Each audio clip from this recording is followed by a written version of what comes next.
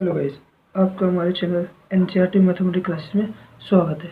Guys, तो आज मैं आपको 10th क्लास का 2020 का मैथ का पेपर कंप्लीट सॉल्व करने वाला हूँ। तो गाइस, पेपर के टाइम में जो है ना पूरी बुक नहीं निकाल सकते, तो हमें सबसे मेन चीज़ क्या होती है, हमें ये पता लगाना होता है कि पेपर में किस टाइप के क्वेश्चन पूछे जाते हैं। क्योंकि बच्चा फर्स्ट टाइम बोर्ड एग्जाम देता है 10th में, तो उसके मन में थोड़ा डर ये रहता है कि पता नहीं किस टाइप के क्वेश्चन आएंगे। तो मैं ही मानो तो आप पेपर से कुछ दिन पहले 2 से 3 साल के प्रीवियस पेपर निकाल कर जाओ, जिससे आपको ये पता लग जाता है कि किस टाइप के क्वेश्चन पेपर में पूछे जाते हैं, और आपको मन में डर भी निकल जाता है कि पता नहीं कैसे क्वेश्चन आएंगे। तो स्टार्ट करते हैं। मैं आपको अपने इस चैनल पर 2 से 3 साल के प्रीवियस पेपर कराऊंगा। देखो गाइस, जैसे हमारा फर्स्ट क्वेश्चन में क्या पूछा है, प्रत्येक प्रणव के उत्तर के 4 विकल्प दिए, यानी कि मल्टीपल चॉइस है। इसमें हमें ओनली क्या करें, टिक मार्क लगाना है। ये 10 नंबर का आता है, हमें बताना है कि इसमें कौन सा सही है। देखो जैसे इसे क्या दिया हुआ, क्या में क्या होगा, निम्न में से कौन सा सहअभाज्य संख्याओं का एक युग्म है।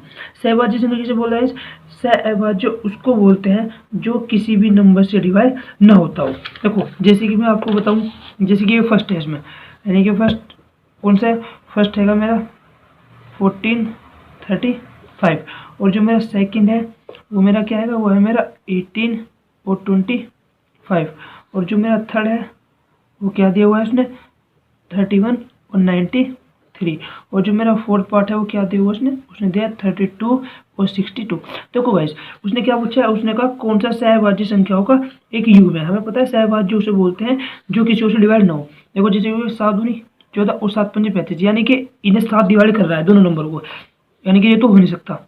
दूसरे पाव दूसरे में क्या है, 31 एकम 31, 31 तिया 93, यानी कि ये भी नहीं हो सकता। क्यों, क्योंकि ये भी एक नंबर से दोनों डिवाइड हो रहे हैं। जैसे इस पर आओ, मैं बोल रही दोनों 2 से डिवाइड हो रहा है, 2 एकम 2, 2 एकम 2 और 2 छिक 12, और ये कितना हो गया 2 तिया 6, 2 एकम 2, यानी कि ये भी नहीं हो सकता। क्यों, क्योंकि ये भी किससे डिवाइड हो रहा है, ये भी 2 से डिवाइड हो रहा है। तो बाकी मेरा बचा कौन, यानी कि मेरा आंसर यही करेक्ट है। पर फिर भी हम एक बार देख लेते हैं। देखो जैसे कि अगर ये 2 से डिवाइड होगा तो ये 2 से डिवाइड नहीं होगा, ये 3 से डिवाइड होगा तो ये डिवाइड नहीं होगा, ये 5 से डिवाइड हो रहा है तो ये डिवाइड नहीं हो रहा। तो सहभाज्य मतलब क्या होता है, ऐसा युग्म जो किसी भी नंबर से डिवाइड न होता है। तो मेरा करेक्ट आंसर कौन होगा, इसमें भी मेरा करेक्ट आंसर 2 होगा।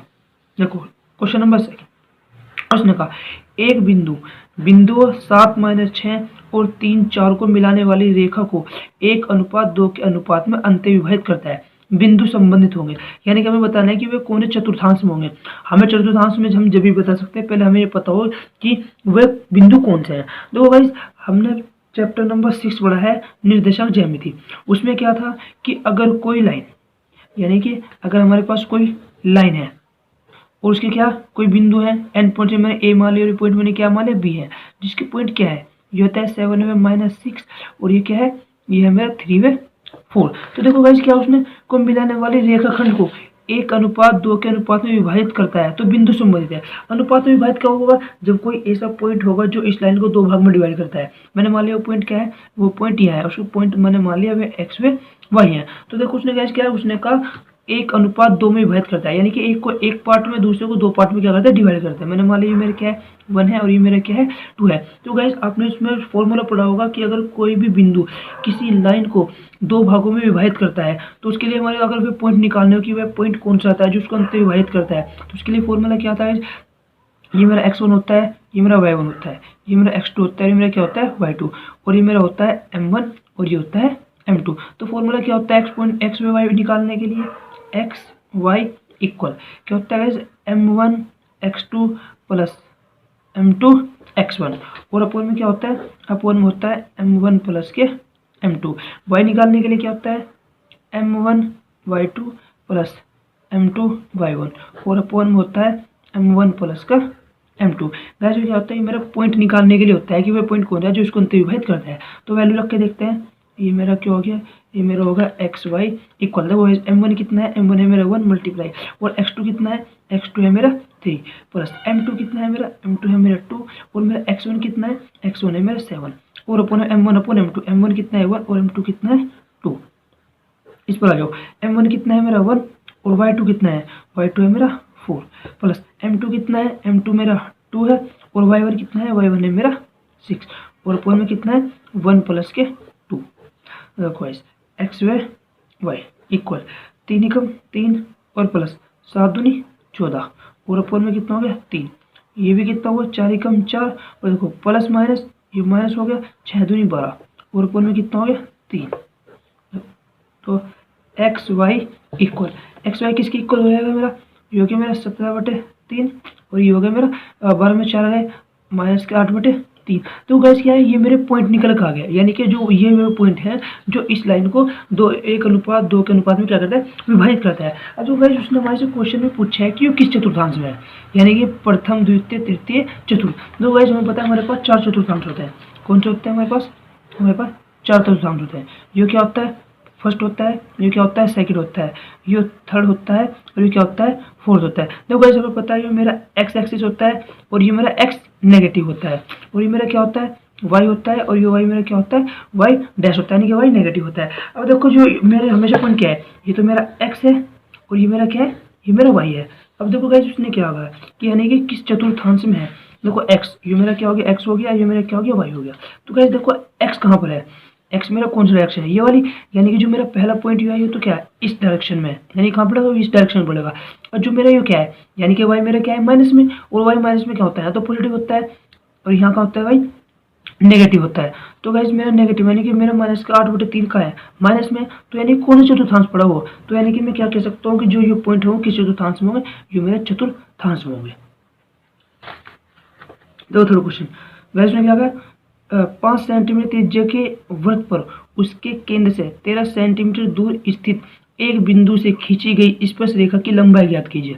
जो गाइस उसने क्या है वो कह रहा है कि 5 सेंटीमीटर त्रिज्या का एक वृत्त है और उस वृत्त के केंद्र से यानी कि जो वृत्त के केंद्र से कितनी सेंटीमीटर की दूरी पर, उसे 13 सेंटीमीटर की दूरी पर स्थित एक बिंदु से खींची गई स्पर्श रेखा की लंबाई ज्ञात कीजिए। देखो गाइस उसने क्या पूछा है, हमारे से कहना चाह रहा है क्वेश्चन में कि कोई भी क्या है हमारा वृत्त है, यानी कि हमारा क्या है एक हमारा वर्थ है जिसकी रिलेज कितनी दी है इसने जिसने दी उसने कहा हमें इसकी जो त्रिज्या है वो 5 सेंटीमीटर है। नहीं क्या रखा उसने क्वेश्चन में कहा जो वर्थ है उसकी त्रिज्या कितनी है 5 सेंटीमीटर है, तो 5 सेंटीमीटर। अब उसने कहा त्रिज्या के वर्थ पर उसके केंद्र से, यानी कि जो वर्थ का केंद्र है इसके केंद्र से कितनी सेंटीमीटर की दूरी पर 13 सेंटीमीटर की दूरी पर, यानी कि वर्थ की जगह 13 सेंटीमीटर दूरी। तो गाइज मेरे पास फिलहाल भी कंपास और स्केल नहीं है तो मैं आपको फिर भी ऐसे ही बता रहा हूँ, यानी कि इसके सेंटर से और इस बिंदु की दूरी कितनी है, मैंने बिंदु मान लिया क्या है मेरा पॉइंट मेरा बी है। अब उसने कहा 13 सेंटीमीटर की दूरी पर एक बिंदु है, तो इस बिंदु से हमें इस पर क्या डालनी है स्पर्श रेखा डालनी है और उससे उसकी क्या बतानी है डिस्टेंस बतानी। देखो गाइज हम ऐसे ही इस पॉइंट से स्पर्श रेखा नहीं डाल सकते, हमने स्केल उठाई और इस पर स्पर्श रेखा डाली फिर उसको मेजर कर दी। हमको वे 2 पॉइंट ऐसे चाहिए इस वृत्त पर जो बिल्कुल इक्वल में हो, यानी कि जितनी डिस्टेंस उसकी यहाँ से यहाँ तक हो उतनी डिस्टेंस उसकी यहाँ से यहाँ तक हो। तो गाइज वो हमें पता नहीं चल पाता कि वो कौन सा पॉइंट होता है। तो इसकी स्ट्रेटेजी क्या है, सबसे पहले हम क्या करते हैं इस लाइन का यानी कि जो लाइन है 13 सेंटीमीटर इसका समद्विभाजित कर देते हैं। तो गाइस मेरे पास कंपास पेन में आपको हाथ से करके बता रहा हूँ। देखो इसका क्या करना है समद्विभाजित, और किसी भी लाइन का समद्विभाजित क्या करते हैं जो उसके स्टार्टिंग पॉइंट होते हैं उनके। देखो स्टार्टिंग पॉइंट कौन सा है, इसका स्टार्टिंग पॉइंट ओ हो गया और इसका स्टार्टिंग पॉइंट क्या मान लिया मैंने पी मान लिया। तो क्या करते हैं कंपास में आधे से इसकी आधे से अधिक दूरी लेकर इसका समद्विभाजित कर देते हैं। समद्विभाजित कैसे होगा,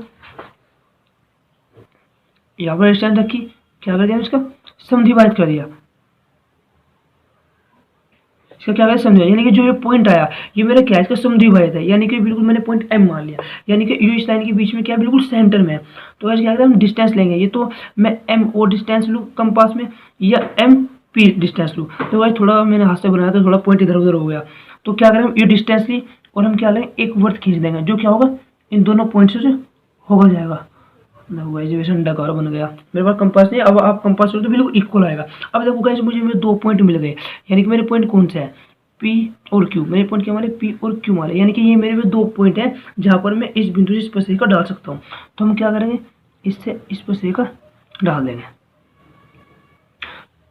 क्या करा मैंने इससे मैंने स्पर्श रेखा डाल दी, तो यानी कि मेरी स्पर्श रेखा डल गई। अब उसने क्या कहा था स्थित बिंदु से खींची गई स्पर्श रेखा की लंबाई, यानी कि मुझे क्या बताना है इनकी लंबाई बताना है।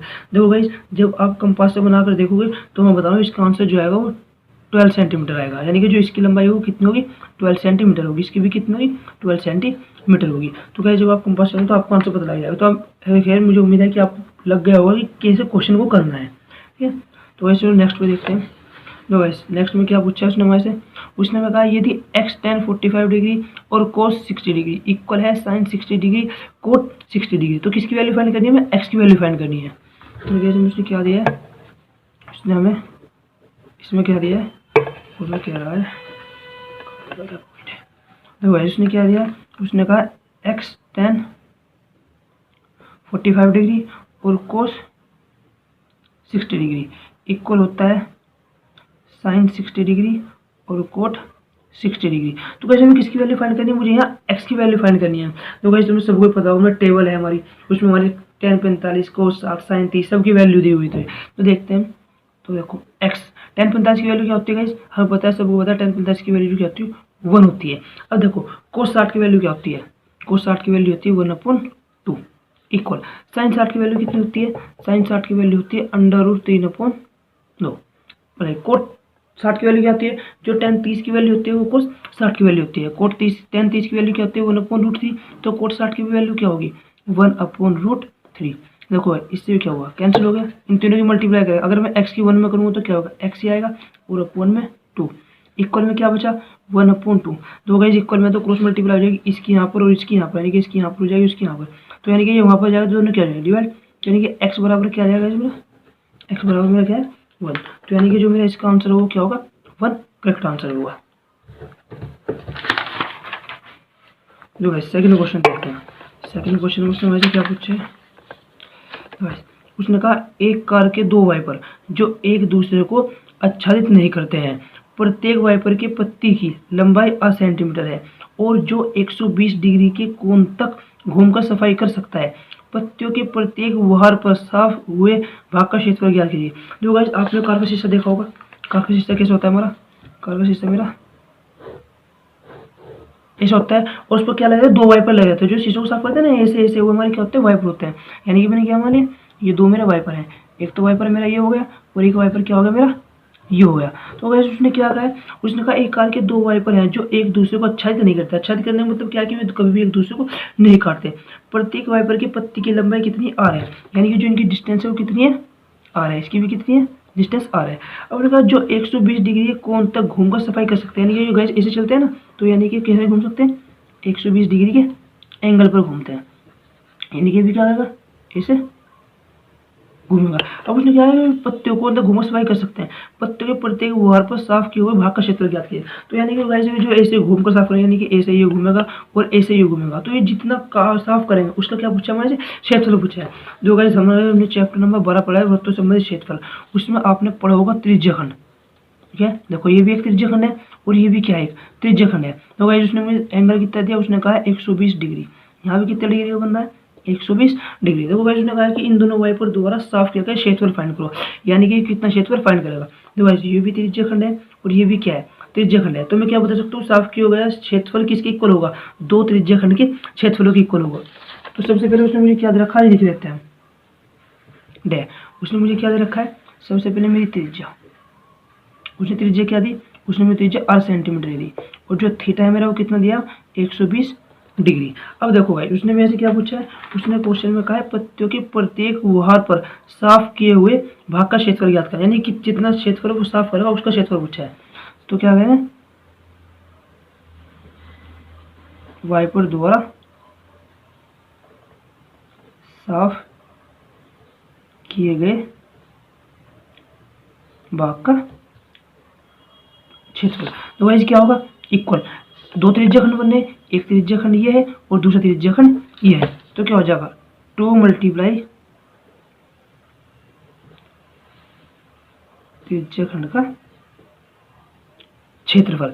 तो गाइस तो इक्वल किस हो जाएगा 2 और त्रिज्याखंड का फॉर्मूला हमें पता ही है थीटा अपॉन 360 और मल्टीप्लाई में क्या होता है पाई आर स्क्वायर। तो भाई उसने जो मेरा आंसर दिया हुआ है मुझे पाई में दिया हुआ है, तो यानी कि मुझे पता कि मैं पाई की वैल्यू रखनी नहीं है, मुझे पाई को एज इट इज ही रखना है।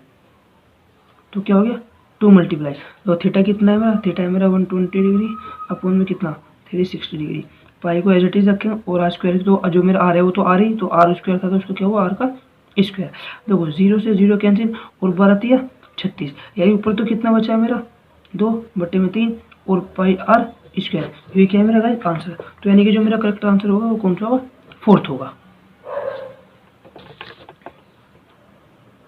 नेक्स्ट क्वेश्चन है गाइस। नेक्स्ट में क्या है, उसने कहा एक सामान्य वर्ष में 53 रविवार होने की प्रायिकता क्या होगी।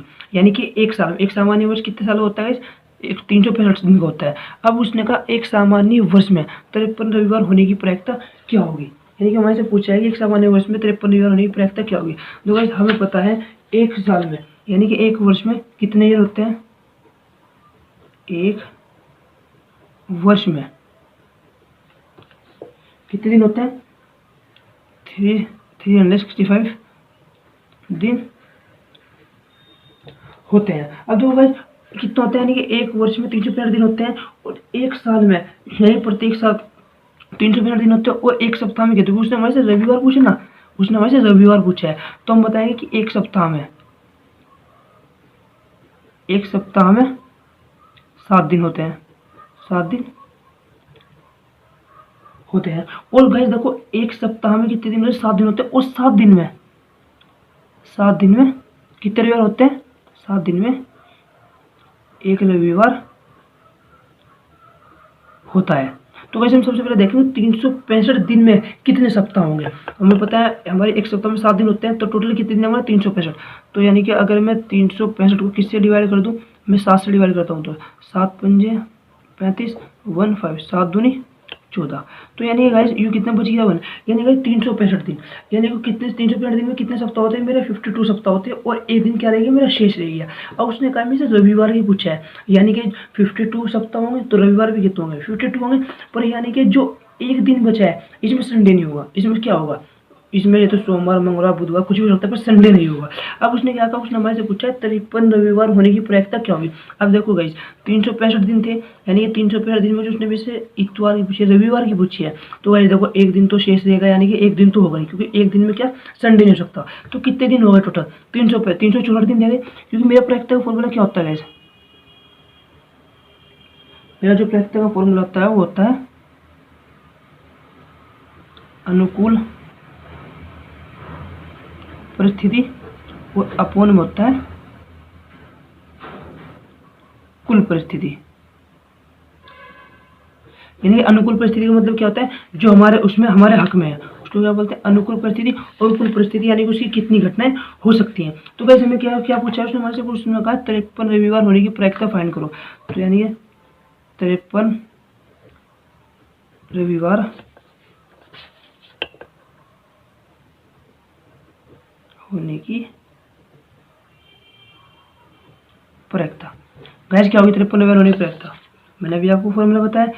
कुल परिस्थिति कितनी होगी मैंने बताया ना, देखो एक दिन तो शेष रहेगा, यानी कि एक दिन तो काउंट हो सकता, तो यानी कितने दिन होंगे टोटल 364 होंगे, क्योंकि 364 में ही रविवार आ सकते हैं। अब देखो 53 रविवार होने की प्रायिकता, तो यानी कि जो मेरी अनुकूल परिस्थिति है वो कितनी है, देखो मेरे 52 सप्ताह निकल गए ना, तो कितने रविवार होंगे, 52 रविवार हो सकते हैं। तो अपन में क्या हो गया 52 डिवाइड करो 2 दूनी 4 2 6 12 2 एकम 2 2 8 16 और 2 दूनी 4 डिवाइड लगता है 2 एकम 2 2 3 6 और 2 9 18 2 एकम 2 13 एकम 13 और 13 7 91। तो यानी कि जो मेरा गैस है वो आंसर क्या है मेरा 1/7, ये मेरा क्या आंसर है। इसका आंसर क्या होगा, यानी कि 1/7 मेरा क्या आंसर करेक्ट है। नेक्स्ट करो, नेक्स्ट क्या दिया हुआ है, नेक्स्ट में कहा उसने सिद्ध कीजिए कि एक त्रिभुज की दो भुजाओं के मध्य बिंदुओं को मिलाने वाली रेखा तीसरी भुजा के समांतर होती है। यानी गैस क्या कह रहा है उसमें कि सिद्ध कीजिए कि एक त्रिभुज, यानी कोई एक त्रिभुज है जिसकी दो भुजाओं के मध्य बिंदु, उसकी कोई सी भी दो भुजाओं क्या मध्य बिंदुओं को मिलाने वाली रेखा तीसरी भुजा के समांतर होती है।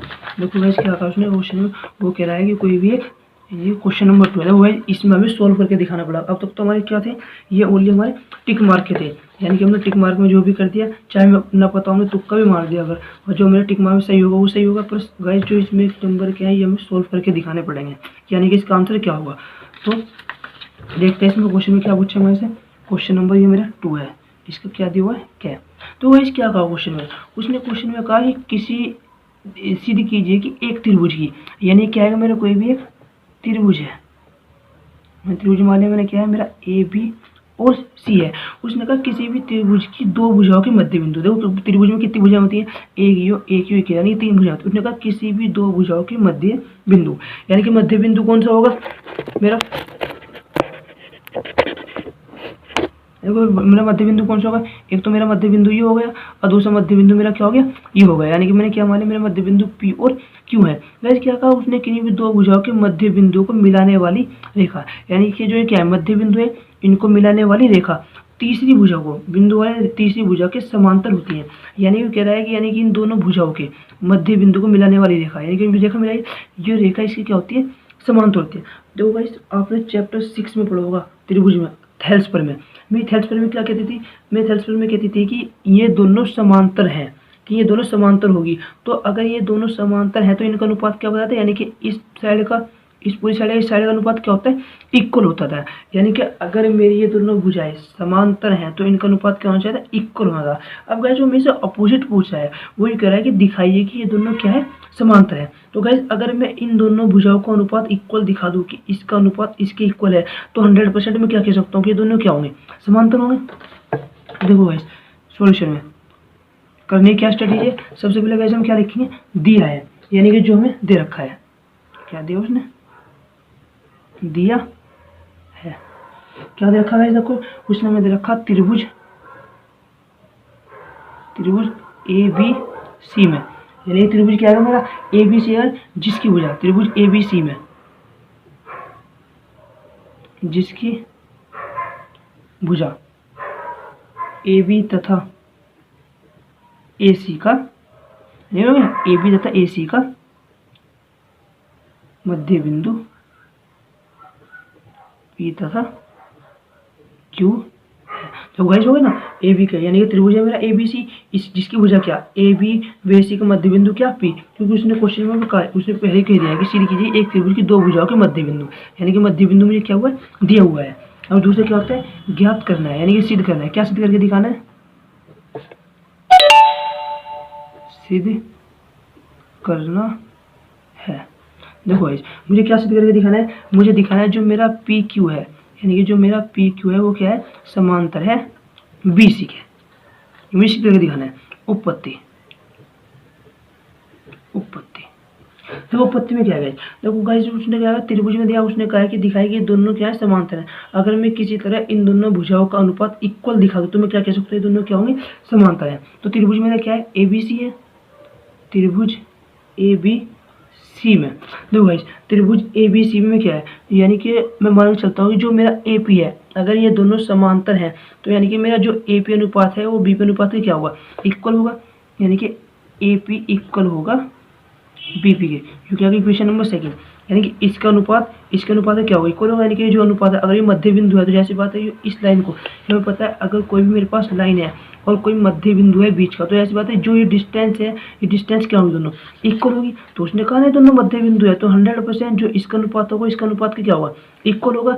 ऐसे ही जो AQ का अनुपात होगा, जो AQ का अनुपात होगा वो किसके, QC के अनुपात के इक्वल होगा। तो इक्वेशन में क्या होगी, मेरी इक्वेशन नंबर 2 हो गई। अब देखो गाइस मैंने बताया ना कि हमने थेल्सपर में पढ़ी है, तो यहाँ भी क्या अप्लाई होगी, यहाँ भी हम क्या करेंगे अप्लाई, थेल्सपर में से। थेल्सपर में क्या कहते हैं गाइस कि अगर ये दोनों समांतर हैं तो इनका अनुपात क्या होता है, बराबर होता है। अभी मुझे पता नहीं है कि ये समांतर हैं, मैं फिर भी क्या करूँगा, इन दोनों का अनुपात इक्वल रखूंगा। अगर इन दोनों का अनुपात इक्वल आ गया तो मैं क्या कह सकता हूँ, ये दोनों समांतर हैं। तो दोनों क्या करते हैं, रखते हैं थेल्सपर में। थेल्सपर में क्या थी, AP अपॉन PB इक्वल हुआ किसके, AQ upon QC, AQ upon क्या हो गया, QC। अब देखो गाइस मेरी इक्वेशन नंबर क्या होगी, 3 वाली मैंने, तो इक्वेशन 1 व 2 का मान इक्वेशन किसमें हो, तो इक्वेशन 3 में रखने पर क्या करो गाइस, इक्वेशन 3 में रख दो। देखो AP की जगह मैं क्या रख सकता हूँ, PB, क्या रख सकता हूँ मैं, PB BP, एक ही बात है। तो ये मेरा क्या हो गया, PB इक्वल, देखो AQ की जगह क्या रख सकता हूँ मैं, QC, क्या रख दिया मैंने, QC और अपन QC, तो इससे डिवाइड हुआ और इससे क्या, ये डिवाइड हुआ। तो क्या है गाइस, मेरा आ गया 1 इक्वल 1। देखो गाइस ये मेरी दोनों क्या थी, ये दोनों मेरी भुजाएं थी ना, यानी कि इसका अनुपात इसके अनुपात में क्या आ गया, मेरा इक्वल हो गया। तो मैं क्या कह सकता हूँ, जो है क्या करें, इसका अनुपात क्या हुआ, 1 है, और इसका भी अनुपात क्या आ गया, पूरी का इसका भी अनुपात क्या आ गया, 1 आ गया। तो मैं क्या कह सकता हूँ, जो मेरा PQ है, जो मेरा PQ है वो BC के क्या है, समांतर है। तो इसलिए पी क्यू समांतर होगा BC के। ये गाइस क्या करना था, मुझे सिद्ध करके दिखाना था। दो गाइस क्या है, दूसरा क्वेश्चन देखते हैं क्या है, क्या हमें क्या पूछा है उसने वहाँ से। तो गाइस उसने कहा यदि सेक 4 थीटा बराबर कोसेक थीटा माइनस के 2 थीटा 20 डिग्री, जहाँ 4 थीटा क्या है, न्यून कोण है, तो थीटा का मान ज्ञात कीजिए। देखो गाइस उसने यहाँ क्या है, जो 4 थीटा है न्यून कोण है। न्यून कोण किसे बोलते हैं, न्यून कोण बोलते हैं जिसकी वैल्यू 90 डिग्री से क्या होती है, कम होती है।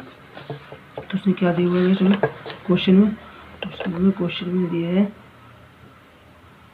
सेक 4 थीटा इक्वल है कोसेक थीटा माइनस के 20 डिग्री। तो उसने गाइस हमारे से किसकी वैल्यू फाइंड करने के लिए कहा है, उस समय थीटा की वैल्यू फाइंड करने के लिए कहा है। देखो गाइस आपने त्रिकोणमिति पढ़ी हुई, उसमें मेरा क्या होता है, हम फैक्टर करते हैं। तो गाइस ज़्यादा टेंशन नहीं लेनी, ओनली 10th क्लास में जो दो चीज़ का यूज़ होगा, एक तो 90 माइनस थीटा वाला और एक 90 प्लस थीटा वाला। आप सिर्फ ये दोनों याद रखो, आपको इसी में काम हो जाएगा, इससे बाहर क्वेश्चन नहीं आता। तो गाइस हमें पता है इसमें मेरे क्या होते हैं, ऑल प्लस होते हैं मेरे, यानी कि जितने भी अनुपात हैं वे सब क्या होते हैं, प्लस होते हैं। और इसमें ओनली कौन होते हैं, इसमें ओनली साइन और कोस प्लस के होते हैं। देखो गाइस आपको पता ही होगा, जो साइन चेंज होता है वो कोस में चेंज होता है, जो टेन है वो कोट में चेंज होता है, और जो सेक है वो किस में चेंज होता है, कोसेक में चेंज होता है। देखो गाइस इसको तो मैं फैक्टर कर सकता हूँ, क्योंकि पहले से फैक्टर की फॉर्म में है, तो मैं फैक्टर किसके कर सकता हूँ, इसके, क्योंकि मुझे थीटा की वैल्यू फाइंड करनी है।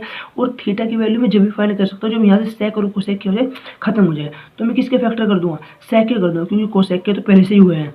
क्या हम इसको ऐसे लिखता हूँ, कोसेक 90 माइनस के 4 थीटा। तो गाइस मुझे पता है जो मेरा सेक कन्वर्ट होता है किस में होता है, कोसेक में। देखो वापस मेरे कौन से पैराग्राफ में पड़ेगा, फर्स्ट में, और मुझे पता है फर्स्ट में सब मेरे क्या है, प्लस के हैं, और जो मेरा कोसेक है वो किस में चेंज होता है, सेक, फिर क्या हो जाएगा सेक 4 थीटा।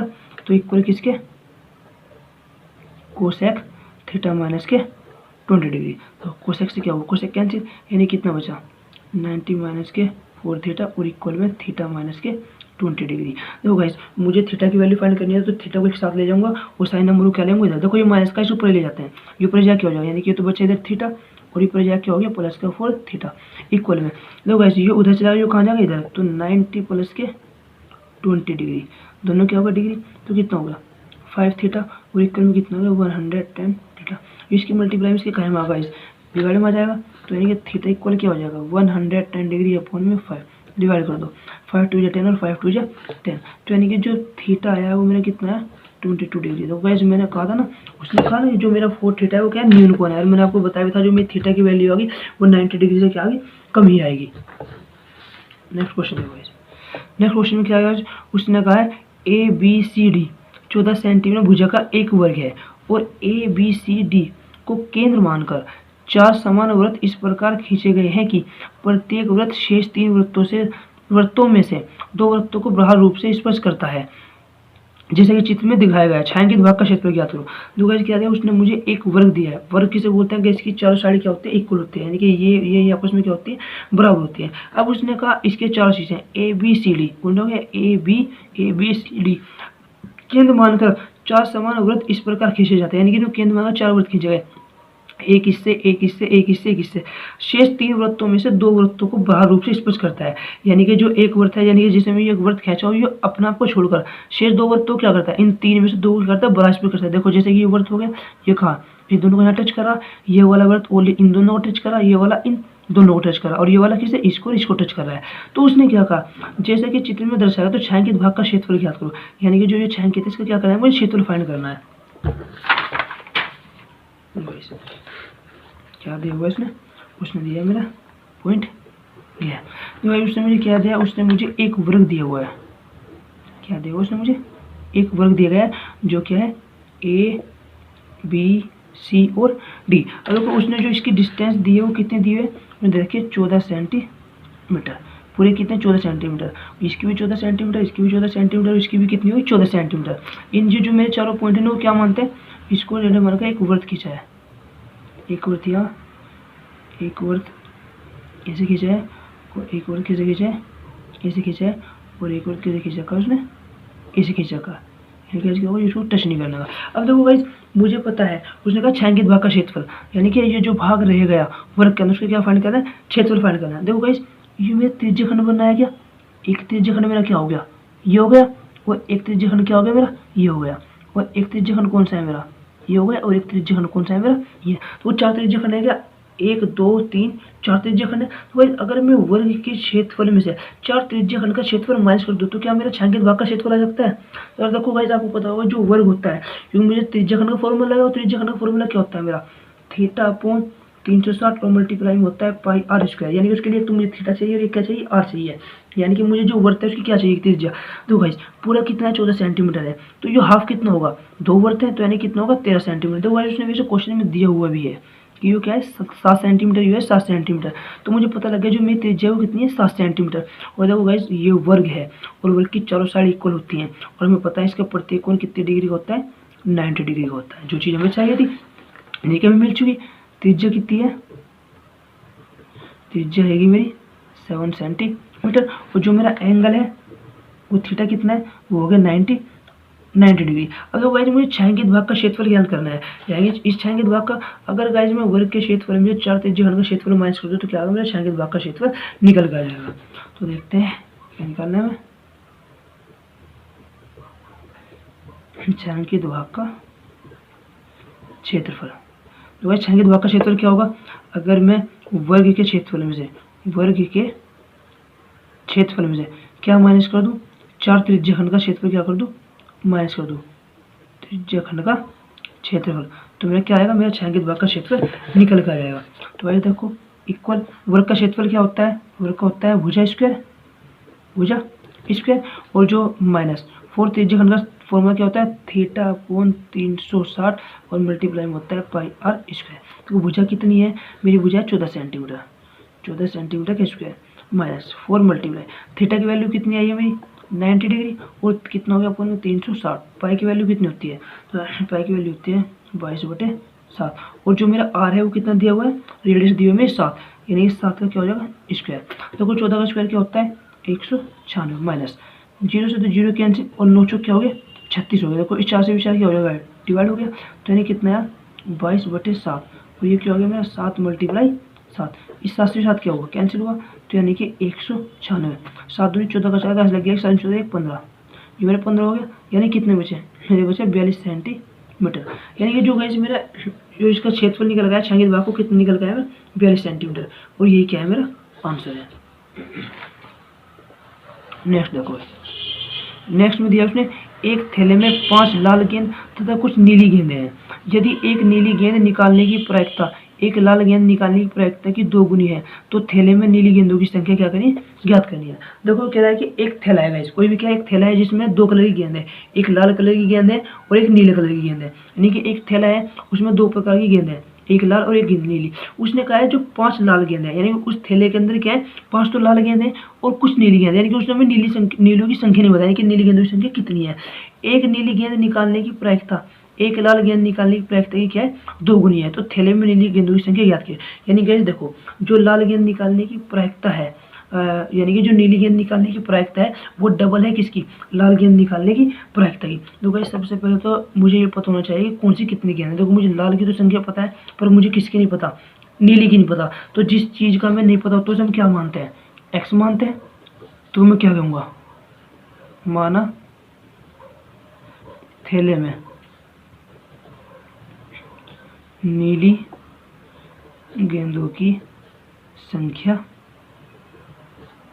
x है। मैंने कितनी मान ली, मैंने माना कि नीली गेंद जो है वो कितनी x है, और लाल गेंद कितनी है मेरी, जो मेरी लाल गेंद है वह है मेरी 5। अब देखो जो गाइस उस थैले में दोनों गेंद होगी, नीली भी गेंद होगी क्या लाल भी गेंद होगी, तो यानी कि कुल गेंद कितनी होगी मेरी, कुल गेंद कितनी होगी दोनों को मिला के, यानी कि नील ब्लू कितनी थी मेरी x थी और जो रेड थी वो कितनी थी 5 थी। ये मेरी क्या है कुल गेंद आ गई। अब तो गाइस उसने कहा है नीली गेंद निकालने की प्रायिकता, यानी कि जो नीली गेंद निकालने की प्रायिकता है वो क्या है, वो 2 गुना है किसकी, लाल गेंद निकालने की प्रायिकता क्या है। देखो गाइस मैंने इसमें 2 से मल्टीप्लाई क्यों करी है, उसने कहा है कि नीली गेंद निकालने की प्रायिकता एक लाल गेंद निकालने की प्रायिकता की दोगुनी है। यानी कि दोगुनी कौन है, नीली गेंद है ना, और देखो गाइस यानी कि दोगुनी है और मैं दिखा क्या रहा हूँ, इक्वल दिखा रहा हूँ। तो यानी कमी किस में है, लाल गेंद में, तो इसलिए मैंने मल्टीप्लाई किस में करी, इसमें करी। इक्वेशन इसको क्या मानी मैंने, इक्वेशन नंबर 1 मान ली। अब जो गाइस हम निकालते हैं नीली गेंद निकालने की प्रायिकता, क्या होगी मेरी, नीली गेंद निकालने की प्रायिकता। तो गाइस मैंने अभी आपको पीछे क्वेश्चन में कराया था, मैंने प्रायिकता का फॉर्मूला क्या था, अनुकूल परिस्थिति अपॉन में कुल परिस्थिति। अनुकूल का मतलब जो हमारे हक में, देखो मैंने किसकी निकाला, नीली गेंद निकालने की प्रायिकता, यानी अनुकूल कौन सी होगी, मेरे हक में नीली गेंद कितनी थी मेरी, नीली गेंद कितनी मेरी x थी, तो यानी कि x अपॉन कुल परिणाम, कुल क्या होगी, जितनी कुल गेंद होगी, कुल गेंद कितनी है मेरी, x प्लस के 5, ये हो गया। अब देखो क्वेश्चन नंबर मैंने क्या हमारे 2, ये मैंने नीली गेंद की निकाली, वैसे लाल की निकाल लेते हैं, लाल गेंद निकालने की प्रायिकता। देखो इसका भी फॉर्मूला क्या होगा, अनुकूल प्रायिक यानी अनुकूल परिस्थिति अपॉन कुल परिस्थिति। देखो हमारे अनुकूल कितनी है, लाल गेंद कितनी निकाल सकते हैं 5, और कुल कितनी है x प्लस के 5। इक्वेशन नंबर क्या होगी 3। देखो गाइस नीली गेंद निकालने की प्रायिकता ये और लाल गेंद निकालने की प्रायिकता ये, तो कहाँ लग देता हूँ, इस इक्वेशन नंबर फर्स्ट में लग देता हूँ, यानी कि नीली गेंद निकालने की प्रायिकता और इक्वल लाल गेंद निकालने की प्रायिकता। तो मैं क्या कह सकता हूँ, क्या होता है इक्वेशन 2 व 3 का मान किस में रख दूँ, इक्वेशन 1 में रखने पर। तो गैस क्या करा मैंने, इसके बाद इक्वेशन 1 में रख दिया, रख दो। नीली गेंद निकालने की प्रायिकता कितनी आई मेरी, ये है मेरी x अपॉन x प्लस के 5 इक्वल, देखो अयु क्या था 2 गुना, और लाल गेंद निकालने की प्रायिकता कितनी मेरी, लाल गेंद निकालने की प्रायिकता मेरी 5 अपॉन x प्लस के 5। तो क्या करो गैस, ये तो x अपॉन x प्लस के 5 हो गया, इसकी मल्टीप्लाई होगी 5 दूनी 10 और x प्लस के 5। तो गाइस इक्वल का साइन है तो क्रॉस मल्टीप्लाई होगी, इसकी यहाँ पर और इसकी कहाँ पर, यहाँ पर। तो इससे ये क्या हुआ कैंसिल, तो यानी कि जो मेरा x बराबर कितना आ गया, इसे 10 आ गया। तो मैं क्या कह सकता हूँ, नीली गेंद की संख्या कितनी है 10 है। उसने गाइस हमारे से क्या पूछा था क्वेश्चन में, उसने हमारे से ये पूछा था कि नीली गेंदों की संख्या ज्ञात कीजिए। लो गाइस हम जो और क्वेश्चन है ये हम अपने सेकंड पार्ट में करेंगे, इस वीडियो के सेकंड पार्ट में करेंगे। मैं आपको ये 2 पार्ट में डिवाइड करके कराऊंगा पेपर, और इसके बाद भी गाइस मैं आपको 2 से 3 साल के और जो दूसरे पेपर होंगे वे भी कराऊंगा। गाइस मैंने पहले आपको 2020 का इसीलिए कराया है क्योंकि 2021 में पेपर नहीं हुए, तो गाइस ज़्यादा से ज़्यादा चांस हो सकते हैं इसमें से कुछ रिपीट हो। तो गाइस ये कंप्लीट करने के बाद हम 2019 का करेंगे, ठीक है गाइस। तो गाइस आप हमारे चैनल को सब्सक्राइब जरूर करें इसी वीडियो पाने के लिए। Thank you.